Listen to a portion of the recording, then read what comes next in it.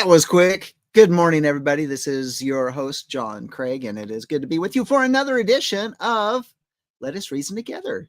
And I am just happy to be part of your morning this morning. Got to be part of your morning at the War Room if you happen to have tuned in. But if you're tuning in now here on the lambnetwork.tv, it's good to see you, as well as those that are joining me over on the Life of Worship Ministries YouTube channel, where we're going to cover both the shower thoughts of the day. We're going to be also covering, how about the Torah portion? Yeah, this week's Torah portion is Teruma. And so we're excited about being able to dig into that once again as we go through the cycles of the Torah portion. And then, of course, we'll be dropping the Life of Worship Ministries YouTube channel in 1 hour when we jump into the uncensored news in order to protect and preserve that channel, because we lost it before. And we don't want to lose it again. So here we are. So we're going to be doing that. That's our morning today. And I've got a lot. You want to, guys, this first half hour, you want to stay tuned to it, because we're going to have a lot of fun. Because I'm just going to have to say that Dr. Robert Malone knocks it out of the ballpark with the shower thoughts and the memes of today. So I'm pretty excited about going through all of these and sharing them with you, and to see what your thoughts and your comments are in the chat. So join me in the chat if you're there. Say hello. We'd love to see you. And I want to check one other place. Hold on. Bear with me for just a second, because I want to see what's happening on this other screen. Okay. I'm going to be joined shortly by Eddie and Tammy Johnson. That missed them. Well, last week we missed being with everybody last week, because there was a bug that went through our household, and I wasn't up to doing the show. And then, of course, and we missed Eddie and Tammy. If y'all been with us and we've been able to talk about it, you know that Eddie had gone through a very major medical crisis. And so Eddie and Tammy are back with us this week, and it'll be good to have them be part of the show once again. And so we're back on track again. And right. And I keep waiting. They told me they are having some computer issues this morning. So hopefully we're going to see them here in the next few minutes. And so let's go over to, let me pull up my screen. We got to get there. And these are the memes of the day. I'm going to have to do something here. We're going to share that screen, and we're going to add it to the stage. And there it is. Now let me zoom in. That way you can see it. These are from Dr. Robert Malone. And I don't know if you've been following Dr. Malone, but he's doing a lot of great work in terms of researching a lot of the things that affect our health, especially when it comes around with the stuff regarding the mRNA and the lab-borne stuff and the lab-created stuff and all this stuff that people's like, oh, it's just something that's been released in the wild. And so he's been doing a lot of great research, and not only just that part of it, but remedies to walk through. So if you ever want to check out his Substack, that's check out Robert Malone. And what is you can subscribe, and let's see. I'm just looking there. Yeah, you can just check him out over on Substack, and for Robert Malone. And so he's got a good sense of humor about him. And even science guys can be pretty smart. And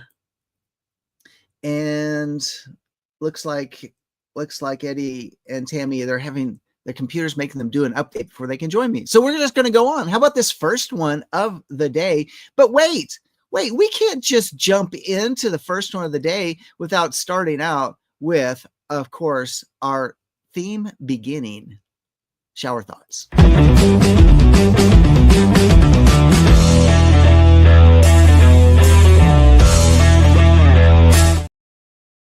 Okay, now we're back. Now we can officially begin with the memes of the day. And how about this one here? We have, it looks like maybe a husband and a wife, or perhaps maybe it's just two people that are dating, but they're driving a car. kind of like those Hollywood studios driving a car where you can't see the background, or you have like fake background going on. Yeah, but nevertheless, they're driving in the car. It's a simulation. It's just a meme. And so the lady says, "Aren't you a right-wing extremist?" And of course, the driver, the man in this case, says, "Nope, just a Democrat from 20 years ago." Yeah, that's exactly what that's all about. And if you're following the theme, if you do pay attention to most anything out there, how many people that actually have considered themselves they were lifelong Democrats, and they jump ship out of the Democrat Party, and they've aligned themselves with President Trump. I mean, look at who President Trump has as appointed on his staff. I mean, RFK Jr. and Tulsi Gabbard. Yeah. I mean, it tells you something. We're going to get into maybe a little bit more of this, and let me answer that. Okay. All right. And how about the next one for the day? We got a lot here. We may just get through a whole bunch of them. How about this one? The wall the media is building in America. And of course, we have the United States and Mexico border. And of course, it's a dotted line and a brick wall being built to divide America thanks to the lamestream media. You can give them thanks for that, trying to continue to divide America, to attempt to use their platforms in order to always divide one group, pit one group against another. Isn't that kind of a true statement that they're always trying to do that? And every time you watch their media, you're actually, it's like if we continue to buy a product, even though it's a bad product, it's got toxins in it or something like that, you know what that company's going to do? They're still going to produce that product because they're still selling it.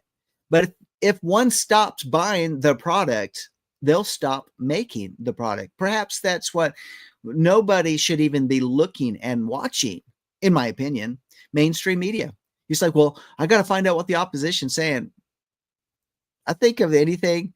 There's enough clips out there of some of these little things that are really making news in terms of what the mainstream media says. You don't even have to watch the mainstream media. Their attendance is down. They're watching. Nobody's watching the mainstream media. I mean, their best shows, they might have 400, 500,000 people might be watching in one point in time. But then if you look at all the major podcasters that are out there, they're in the millions. Where are people really getting their news today? Well, I think they're getting it from online news sources not related to mainstream media, and from these podcasters, where they bring in various guests who are experts in their field as they talk and discuss various subjects. And that's what people are listening to, and that's what people want. And they don't want this stuff. I mean, Joy Behar, she lost her show over the weekend. They fired her. Why? Because nobody's watching it. And look at all the upheavals and everything that's been going on over at CNN. Yeah, because nobody's watching. Nobody was paying attention. And by the way, they're all losing major funding from USAID and all of their money laundering that's gone in to support bad narratives. Just saying, that's what's happening. Am I pushing the limit this morning? Am I going too far? Am I going too far yet? I don't know. All right, let's go to the next one. How about this? We have a jail. Looks like a jail cell to me. And we got two people in jail uniforms. And one person says Germany. Another one also says Germany. So it must be people arrested in Germany. And here's one guy. He kind of looks of a particular persuasion. And this is, and he says, I killed infidels with my car. What are you in for? Well, the other guy says, I insulted a guy. That, guys, I want you to think about that. How quickly that one can lose their freedoms. They've criminalized. They've criminalized free speech, but I'm going to even go a little bit further. They criminalized free thought in Europe. If you pray silently, they want to outlaw praying silently in your home if it's against the proper governmental narrative. Did you know that? They actually came out and said that. That was in the news. And he's like, well, can you trust the news? Well, when you look at what they're doing in Europe, and when they had a lady that was standing across the street from an abortion center, and she was praying silently.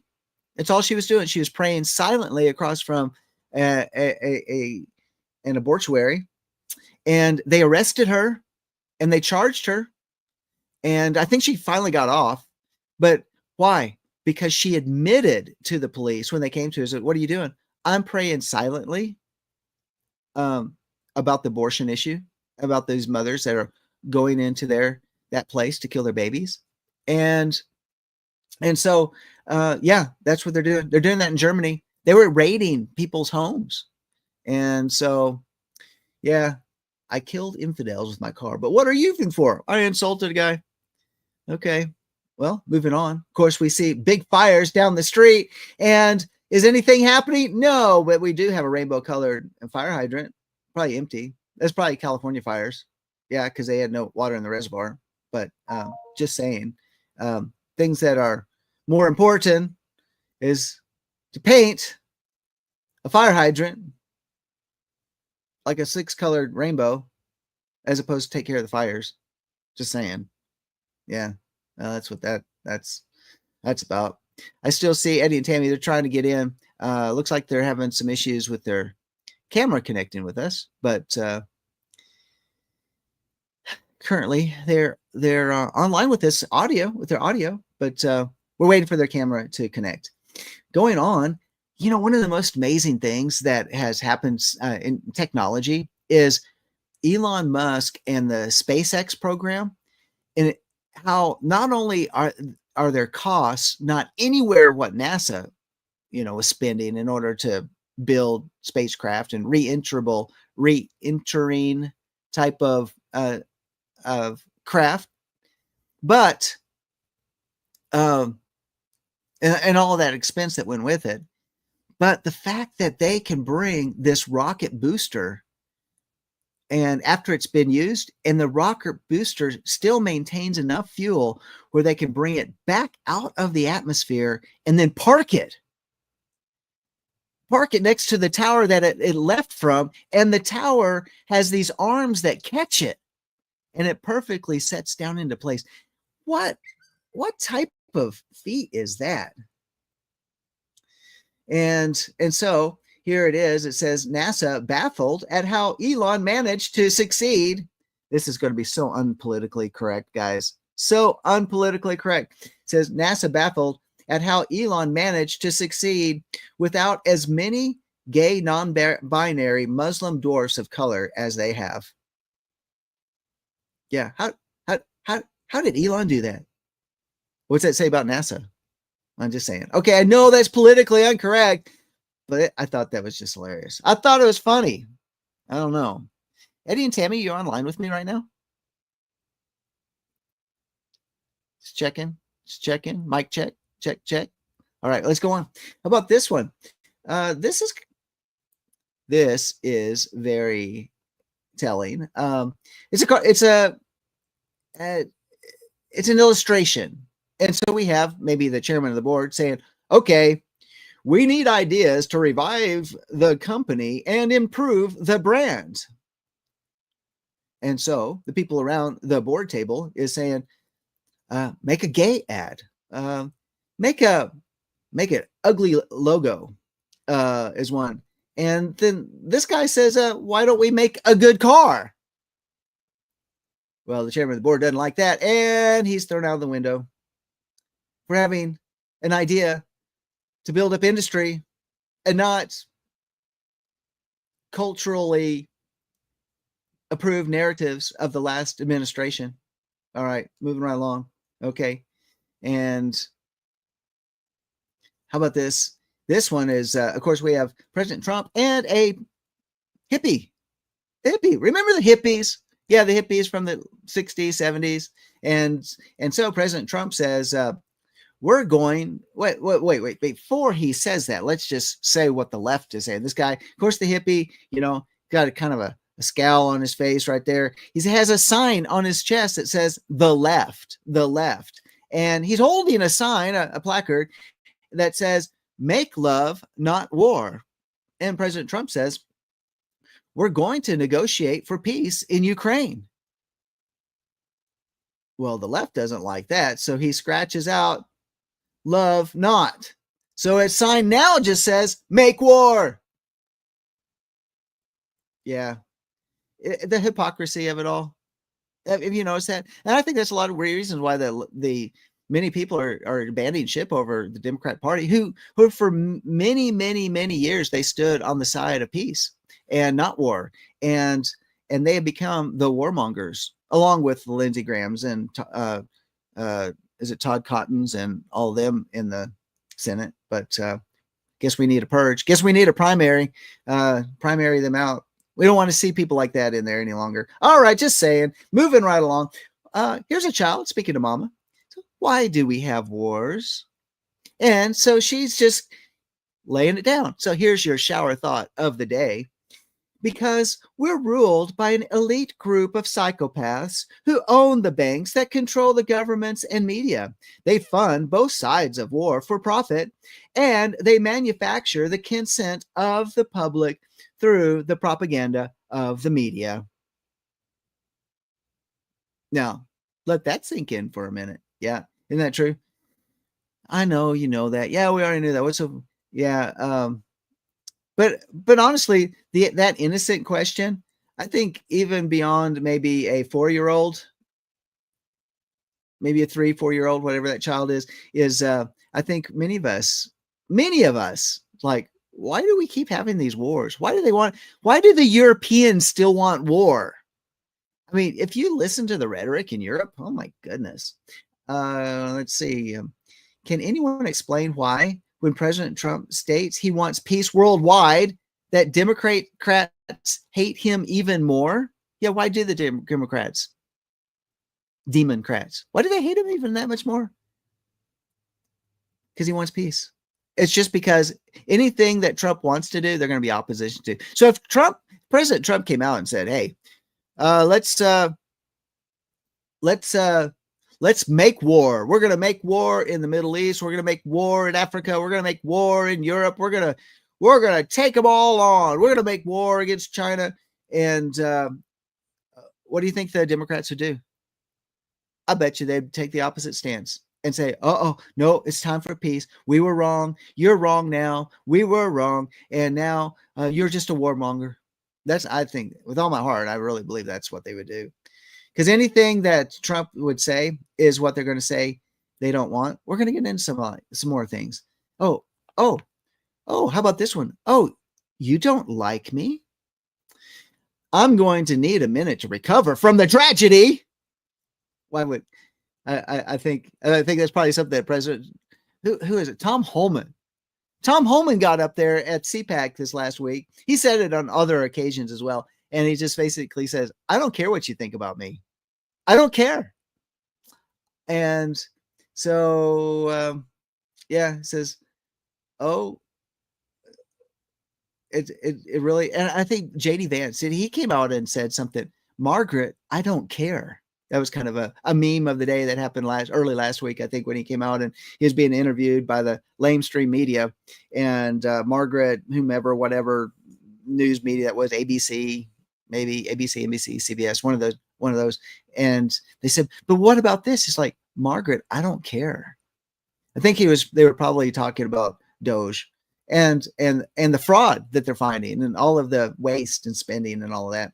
And how, okay. Yeah. And how the government is just simply saying, we don't want not only just that type of waste, but we just don't want those people that wanted that type of waste still operating within the bureaucracy. Moving right along. Here's a little meme of the day. Adam Schiff going, oh no. And it says, Senate confirms Kash Patel as FBI director. Yeah, he did.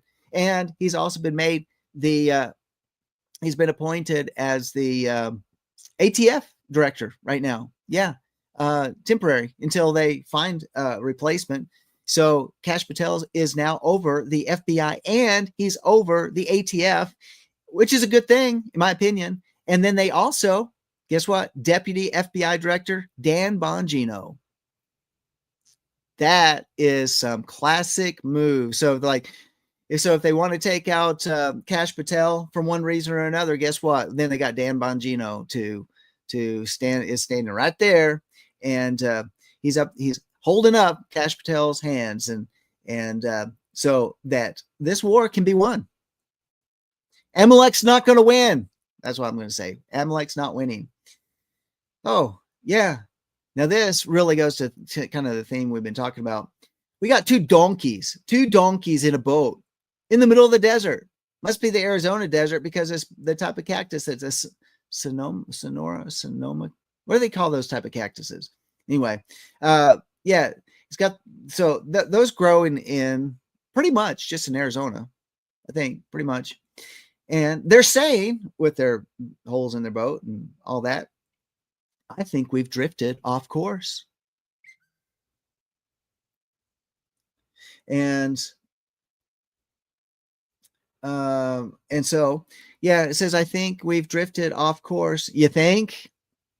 They keep pushing their course too.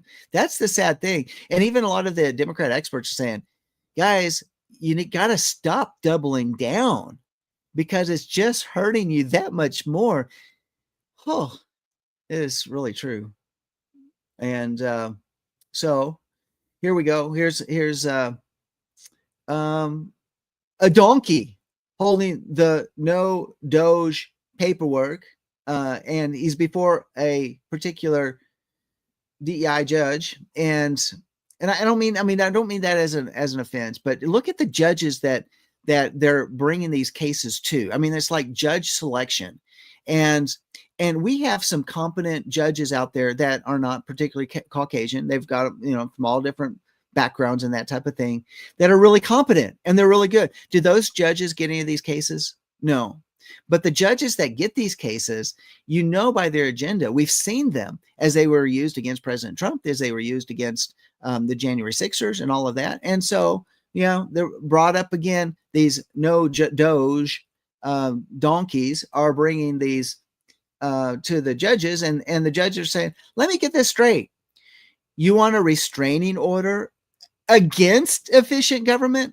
Maybe that's a good judge right there. Maybe what is it, Ben? What is Ben's name? I forget can't read his writing there. But yeah, maybe he did it right. He's basically getting a judge says, wait a minute, you want a restraining order against efficient government? Well, there's a shower thought, of course. And here's another shower thought of the day. This is from Henry Ford. Any man who thinks he can be happy and prosperous by letting the government take care of him better take a closer look at the American Indian. Henry Ford. Wisdom from the ages.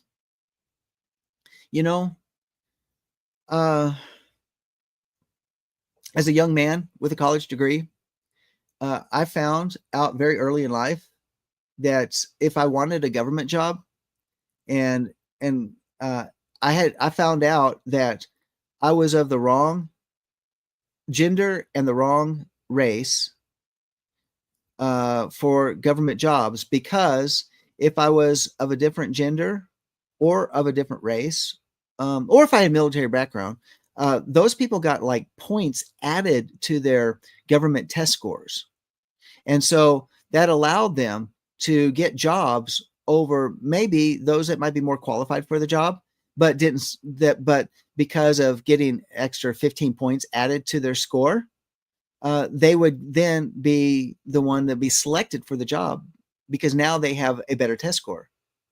And which means how many people were passed over in the government jobs, and you think government efficiency, and you think there could have been better people in that job that actually wanted the job, and they were passed over, and you think, yeah, that's how our government works. Henry Ford, wisdom of the ages. Yeah, just look at the American Indian. Look what happened to them. USAID, because money doesn't launder, itself. And by the way, USAID is not out there giving rice and all that sort of stuff. That's not their function, by the way. Even though you see these bags of rice being offloaded, from trucks and stuff that say USAID, there's a difference. USAID versus USAID. And yeah, it's pretty much a psychological operation so that all these people are saying, oh, you want to shut down, feeding the starving over in Africa. Well, that's not the function of USAID. It's not. It's about manipulation, controlling government and what they do in that government in order to get continued U.S. support. And with this last administration, what do they want? They promoted these degenerate cultural shifts and changes and the killing of babies. That's what they wanted to do, and that's what they were funding overseas, plus a lot of other things. Government changes even, which is not right. So, regime shifts and changes. That's what they did. They funded all of that, like the Maidan coup in Ukraine. That was the United States. And here's a thought. You're going to have to listen to this one and pay close attention. I sit on a man's back, choking him and making him carry me, and yet assure myself and others that I'm sorry for him and wish to lighten his load by all means possible, except by getting off his back. Yeah, that's pretty much what government does. Yeah. I really want your load to be lightened, and as they just weigh down on top of us, except I'm not going to get off your back. That's exactly right. And how about this one? And where Kermit the Frog says, the itsy bitsy paycheck just posted to my account. Down came the bills and wiped the money out. Yeah, that's a thought. And the World Economic Forum film, Klaus Schwab, Stopping Private Ownership, starring Bill Gates, Justin Trudeau, Joe Biden. The mission is owning nothing and being happy. And there you go. And another profound thought of the day, the Constitution was written to protect us from people who think we don't need a Constitution for protection. That's exactly right. Just tell those talking heads in Congress that are like shrieking pork right now. There's nothing wrong. How about this one? There is nothing wrong with wanting to know what they have been doing with our money on this billboard to this house, a road that's over a road to a house up on a hill. There's nothing wrong with wanting to know what they've been doing with our money. Can you believe that people are protesting that? That surprises me an awful lot. And here's a good way to close it up for today. They won't get that kind of smile from a tablet or keyboard. Look at that little child on the pony. Woohoo! Yeah, you're not going to get that type of smile from a tablet or a keyboard. Isn't that something? Well, that's it for the shower thoughts today. I hope that you enjoyed that. I hope you got, just maybe a little some levity for the day. That's the word I'm searching for. And I'm back. Here we go. Yep. Levity. And Eddie and Tammy Johnson, they're going to be joining us here shortly. Their computer decided it needed to do an update and their camera would not turn on. I was watching it there in the background. So we're going to have to start the Torah portion without them today. Well, this is going to be interesting. Absolutely going to be interesting because, because that's their part. It's not my part. It's their part. So here we go. We're going to have the Torah portion for Monday. Torah, Torah, Torah, Torah, Torah, Torah, Torah,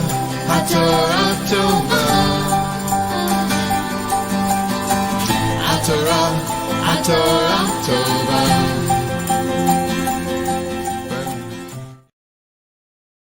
Okay, I'm back. And so here we have, this is this week's Torah portion is, as I open up, there it is, it's open. It's teruma. Some people say teruma. however you want to say it. I'm good with it. It's about it's offering or contribution.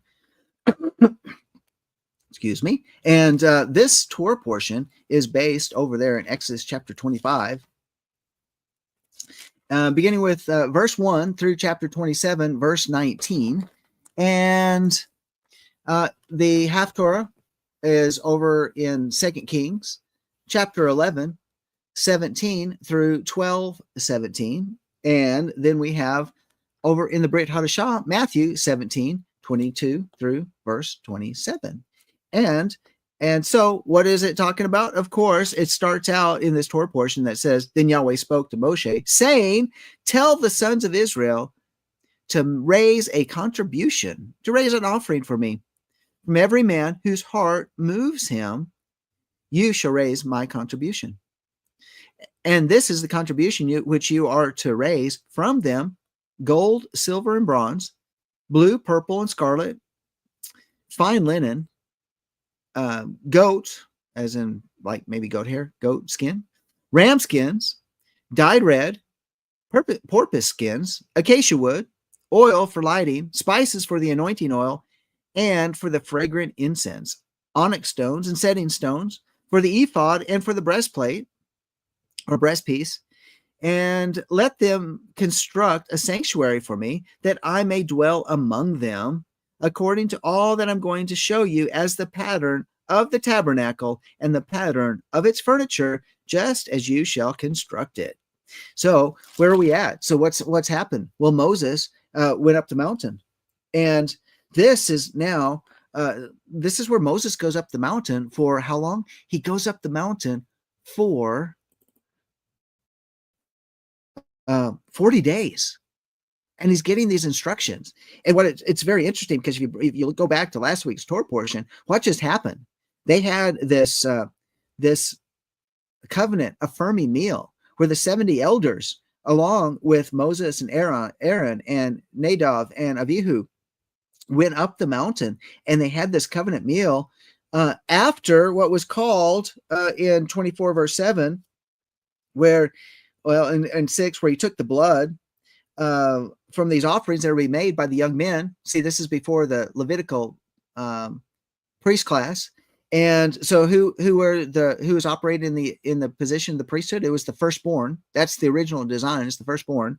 And as they're giving the offerings and the burnt offerings, they're taking the blood, and they took half of it, and they put it in basins, and the other half of the blood they sprinkled it on the altar.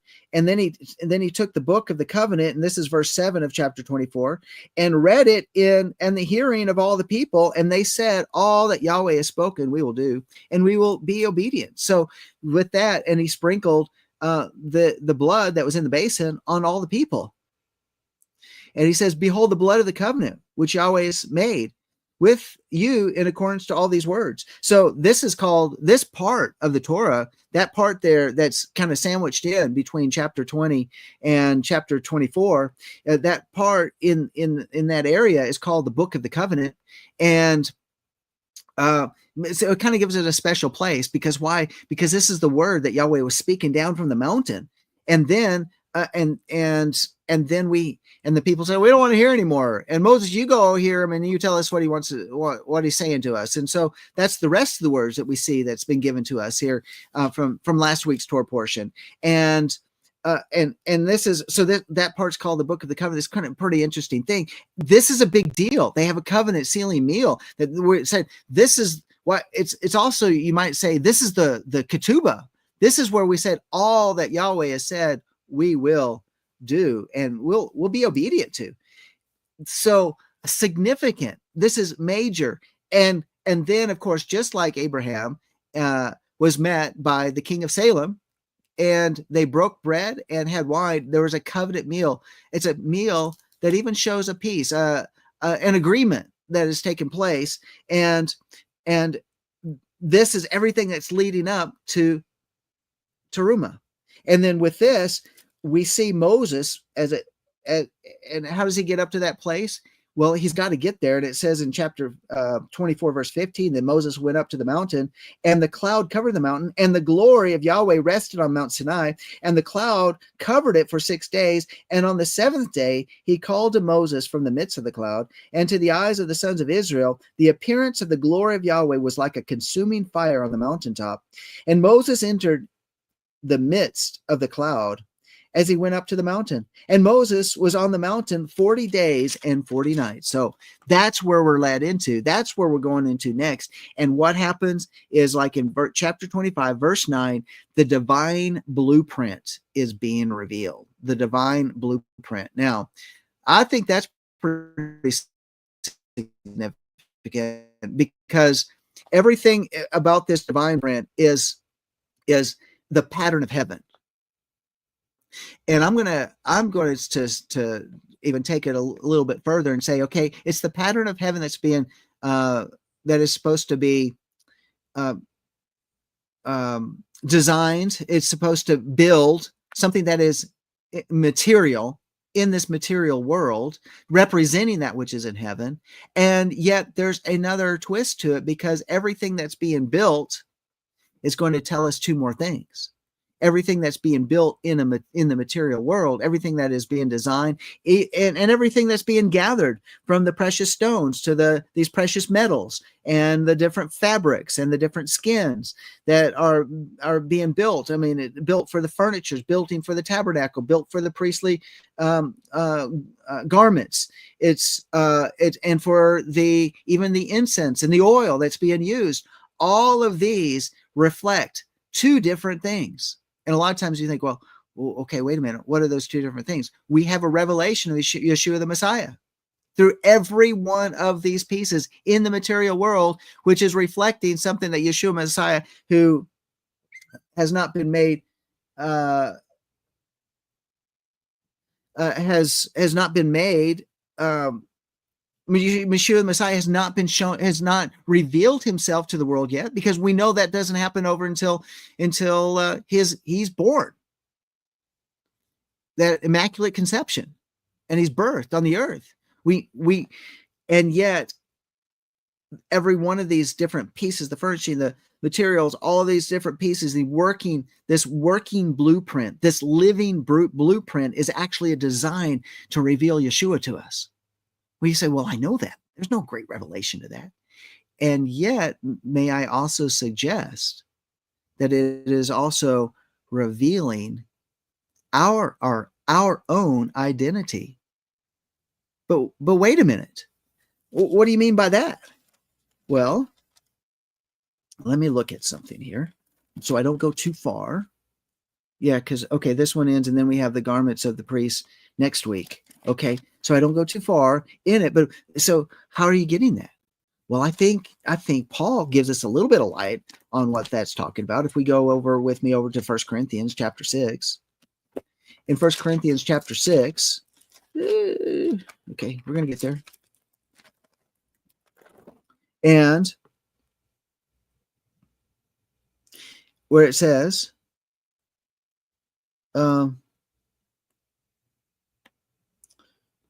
okay, going on. I'm looking. It's probably right there in front of my eyes. See, I'm off the cuff right now. So y'all bear with me. And so I'm looking at some of these things, and yeah, okay. All right, okay. Well, one,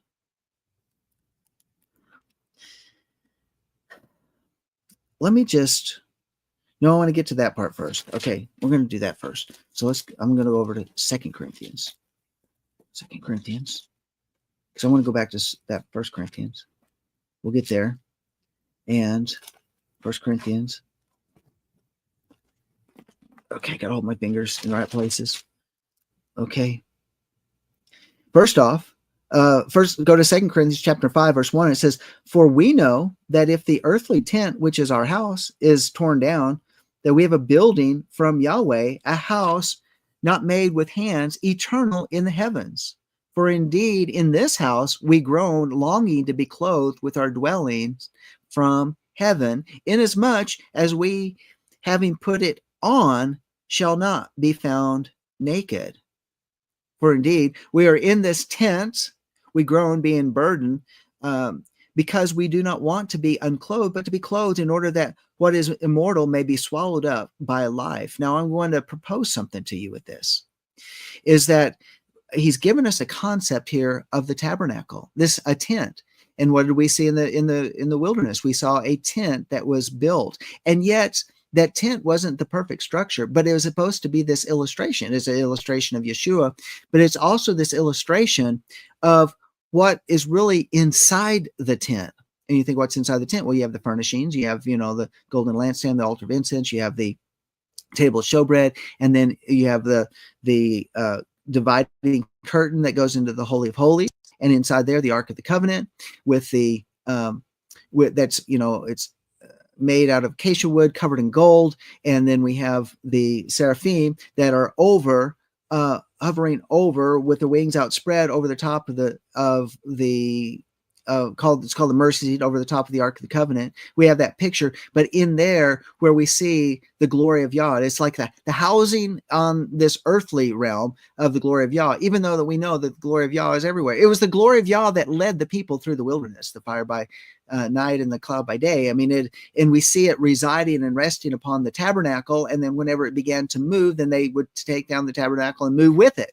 And then when it stopped, they set it up around wherever the cloud was.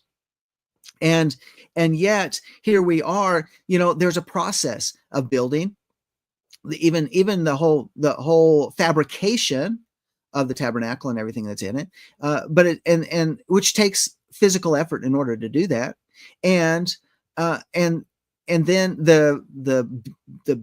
the erecting of it, the building it up, and then even having to tear it down and move it, and then build it back up in the next location. I mean, there's literally a groaning that takes place, a longing for maybe a more permanent home, and that's what I think Paul is alluding to over here in 2 Corinthians chapter 5 verse 2. For indeed in this house we groan, longing to be clothed with our dwelling from heaven. In other words, if this thing could just be permanent. The whole idea of David saying, I want to build a permanent place for you, Yahweh. And he said, well, you're not going to do it because you got blood on your hands, but your son Solomon can build it. And he did. And so a permanent place was established. But really, can a permanent place on earth really house the presence of Yahweh? Or was there something else that was meant to be? And that takes us over to we're over in 2 Corinthians. 2 Corinthians chapter 6, and where one is talking about, look, when this temple set up, in this tent that's groaning for its and longing for its eternal garments to be put on us, that's why, they're building something that's from an eternal blueprint, but it's not the final blueprint. It's like something it's to reveal something even bigger and better. It's something being revealed about ourselves, and which takes us over to here to 2 Corinthians chapter 6. It says, for what harmony has Messiah with Belial, or what has a believer in common with the unbeliever? In other words, we talked about this last week's Torah portion. Like why do we have why do we allow certain things to be coming out of our mouths? Why do we allow sweet water and bitter water coming out of our mouths? Why do we bless and curse out of our own mouths? Can a spring of water produce both? And it's no, this shall not be. This is from James. James is telling us, watch what you say, because it's revealing what's inside of you. And maybe that's part of the process of the groaning. But we don't make excuse for it as to why, well, I just get in the flesh sometimes, and I just have to loose out what's inside of me. No, that's not what he's talking about, because we do not want to be in agreement with Belial, with Hasatan, with the adversary, the deceiver. We don't want our words to match what the enemy was saying. Why do we want our words to match what the enemy's saying? I mean, honestly, we say this all the time. We always give people a warning. Let's not rehearse the sickness. Let's not go tell everybody everything that's wrong in your life. Because is that what the word of Yah says? No, because the scriptures tell us that in him is life and peace. There's life forevermore. There's life more abundantly. There's that healing is by the stripes of Yeshua. That we are healed. We have these words of life that Yah has given us. So what do we want to do? We've got to break out of the kingdom of darkness and stop saying the same thing that the kingdom of darkness said. So we were talking to somebody over the weekend about a particular person who's dealing with a particular health crisis in their life. And they were saying all sorts of different things that would be labeled as a curse. Are we saying that person's a witch or anything like it? No. But when they say things that are not in alignment with the word of Yah, like, oh, well, we just ultimately we know what these things will do. We know what happens in a person's life. Okay, we know what happens in the natural. Doesn't mean we deny what one outcome can be, but why don't we allow Yah to work his purposes and his plans out and get in alignment with what he's already said, so that we can be in agreement with heaven, and so that his word does not return to him void, but it accomplishes everything that he sets it forth to do. So it goes to him and it comes back. And so why do we want to be in harmony with that? And so why do we want why part of the garment of the bride is to be without spot or wrinkle. We want to get the blemishes out. We want to get the stains out. We want to make sure that it's beautiful and ready for the wedding day. And that is part of the preparation. And that's part of this, that preparation as we work these things out. And as we see the ugly head of the enemy trying to voice it or make its voice through us, then we can recognize, oh, the ugly voice is trying to get out. No, we begin to groan and say, wait a minute, I think I need to remove myself from the situation until my words align with what the word of Yah says. Let's not reveal our a fallen identity. I was like, well, that's denying who I really am. No, it means that it really means that we're being an overcomer. We're overcoming the work of the flesh, the work of the voice of the enemy, the work where our flesh wants to take the easy way and wants to take the gripey way or whatever and align itself with the voice of the enemy because it's a lot easier. And then we go, oh, I'll just repent of that later. Guys, it's time for us to grow up and stop giving in to the work of the flesh and be overcomers in this life. And so, or what agreement has the temple of Yahweh with idols? This is 2 Corinthians 6:16. For what agreement has the temple of Yahweh with idols? For we are the temple of the living Yah. Just as Yah said, I will dwell in them and walk among them, and I will be their Yah, and they shall be my people. Therefore, come out from their midst and be separate, says Yahweh, and do not touch what is unclean. And I will welcome you, and I will be a father to you, and you shall be sons and daughters to me, says Yahweh Almighty. So there we go. This is his direct words. And even it goes on in chapter 7, verse 1. Therefore, having these promises, beloved, let us cleanse ourselves from all defilement of flesh and spirit, perfecting holiness in the fear of Yah. Does anybody read those words anymore? Honestly, does anybody read those words anymore? It seems to me that in many sides of the story, in many realms, is that I see people that they don't really care that their flesh is stronger than their redeemed man. I mean, think about this. People out there say, yeah, I'm a believer. And then out of their same mouth comes curses. Out of their same mouth, they create enmity and strife. Out of their same mouth, they do that. Well, why do they do that? And it said, and because it's like, do they not read their Bible? And then they say, well, I've read that before and I just forgot. But why not pray these things? Why not pray these things in where it says, therefore, having these promises, beloved, let us cleanse ourselves from all defilement of flesh and spirit, perfecting holiness in the fear of Yahweh. Well, then why don't we say, Father, cleanse me from all these defilements of the flesh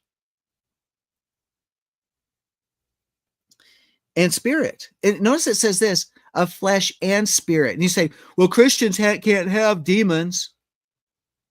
Wait a minute. What did Paul just say? Let us cleanse ourselves from all defilements of flesh and spirit. Well, if you look at that in the Greek, it's going to be pneuma. But if you take that back to the Hebrew, I bet you there's a direct relationship to shade. I bet you there's a direct relationship to these the disembodied spirits that are always looking for a body to connect to.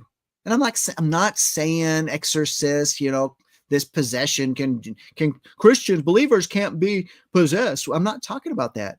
But the enemy will sure connect itself to you, to ourselves, if we open the door, and because it'll express its character through us. So if you're like, why do I have an angry issue? I just can't seem to overcome it. Well, maybe it goes beyond the flesh, and that's dealing with spirit, and there's a deliverance that needs to take place. And then it goes on. So let us cleanse ourselves from defilement of flesh and spirit. So in other words, there's something else. We have to cooperate with the work of the Holy Spirit within us in order to get rid of the defilements. It's just like when we stop eating pig, it takes 5 years for the body to regenerate itself. So you think about all of the areas that pig meat has connected itself within the tissues of our body. You realize 5 years of our body to get rid of that? Well, a little bit of pig in here and there is not going to hurt anything.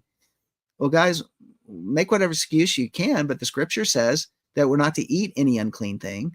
And so in the same sense, what happens to our spirit when we and our flesh when we've allowed an open door for an evil spirit to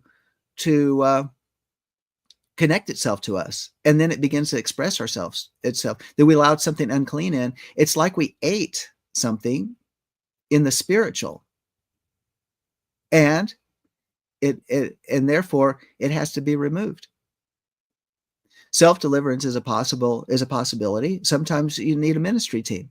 Either way, Yahweh's provided a way for provision and for us to be free, because that's what he wants. He wants us to be free, because this is all part of the groaning. For indeed, in this house we groan, longing to be clothed with our dwelling from heaven. And so when you say, I really do want to be clean, I really want to be delivered, I really want to walk in everything that Yahweh wants me to walk in. Well, it may mean that you got to cut certain things out of your life.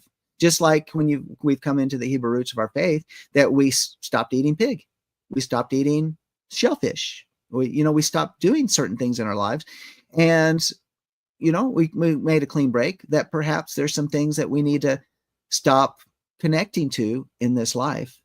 And so why not pray through this process? Why not we come in and we pray, Father, let me be free from all defilement of flesh in spirit, whatever it is. Show me, reveal to me, show me that when my behavior is that this temper tantrum or whatever it might be that I'm expressing, or I'm holding out against somebody, or whatever it might be, the spirit of gossip that is got a hold of my tongue, that when I'm engaged in it, that I recognize it, and then that I might have the strength to overcome and be delivered of it.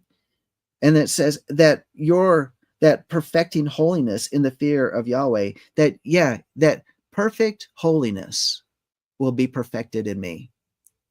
So that is, some thoughts, that there be no room in our hearts. Praying, we continue to pray, Father, let there be no room for us in our hearts, that we wronged no one, we corrupted no one, we took advantage of no one. And Paul goes on, I don't speak to condemn you, for I have said before that you are in our hearts to die together and to live together. So, I mean, it goes on like that. And you can read it on your own. But the very fact that being the temple, it takes us back to what this Torah portion is about. And it starts out to make contributions. Well, in order to make contributions with all of this, we have to cooperate from a willing heart. And that's what it says in Exodus chapter 25, verse 2. It says, from every man whose heart moves him, you shall raise my contribution. In other words, we have to come into alignment. Yahweh wants to build something within us. He wants to build it from the blueprint. And so from this blueprint from heaven, because he wants the heavenly blueprint to be built within us, but we have to contribute to it. We have to contribute to the process. He's just not going to do it. A lot of people just say, okay, just flip the switch and I'll be good. No, there's a cooperation, and some of it's painful, and we're going to groan through it. And so those are my thoughts on this week's Torah portion. And so those are joining us on Shabbat as well. And just, I appreciate you being part of our show today. Some things, food for thought. And I pray that's been a blessing to you, and something to be thinking about all this week. Not only just this week, because, I think the Father's doing a work, and it's a good work. It's a Tov work. And don't ever give up, and don't give in. And because he's made us to be more than conquerors and overcomers in this life through him who loved us. And that's really important for us to remember. So anyway, thank you for being part of today's Torah portion. And also on Shabbat, you can join us at Life of Worship on the Life of Worship Ministries YouTube channel for our Torah portion at 12 noon on Central Time. And as well as our encounter service that's at 3 p.m. Central Time. We have a time of praise and worship and ministry, and in the ministry of the word. So until next time, this is John Craig for the Torah portion. We're going to jump over to the uncensored news. We're going to have to drop the Life of Worship YouTube Ministries YouTube channel, but you can join us on Twitch as well as the lambnetwork.tv. We'll see you on the other side. Shalom. HaTorah, HaTorah, Torah. HaTorah, HaTorah, Torah. HaTorah, HaTorah, Torah. HaTorah, HaTorah.